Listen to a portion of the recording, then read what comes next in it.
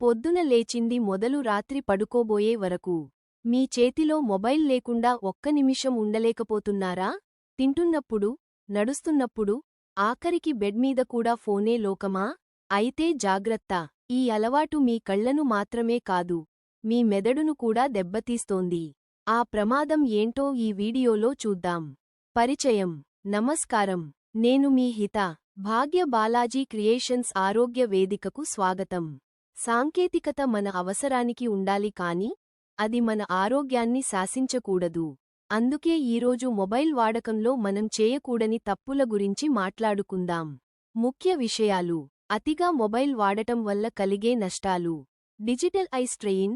గంటల తరబడి స్క్రీన్ చూడటం వల్ల కళ్ళు ఎర్రబడటం, నీరు కారడం మరియు చూపు మందగించడం జరుగుతుంది. Text neck. మొబైల్ చూస్తూ మెడను 45 డిగ్రీలు వంచడం వల్ల మీ మెడపై 27 కిలోల బరువు పడుతుంది. ఇది తీవ్రమైన మెడ నొప్పులకు దారితీస్తుంది. నిద్రలేమి.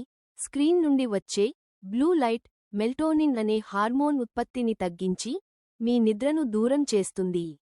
పరిష్కార మార్గాలు. హిత సూచనలు. 20-20-20 సూత్రం.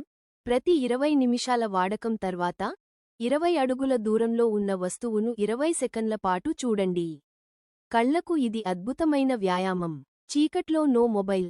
లైట్లు ఆపేసి చీకట్లో ఫోన్ చూడటం అస్సలు చేయకండి.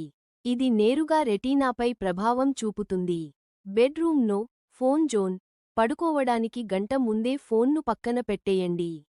దాని బదులు ఒక పుస్తకం చదవండి. సరైన భంగిమ. ఫోన్ను వంగి చూడకుండా మీ కళ్ల స్థాయికి సమాంతరంగా పట్టుకోండి. కన్క్లూజన్. మిత్రులారా, మొబైల్ అనేది ఒక సాధనం మాత్రమే, అది మన జీవితం కాకూడదు.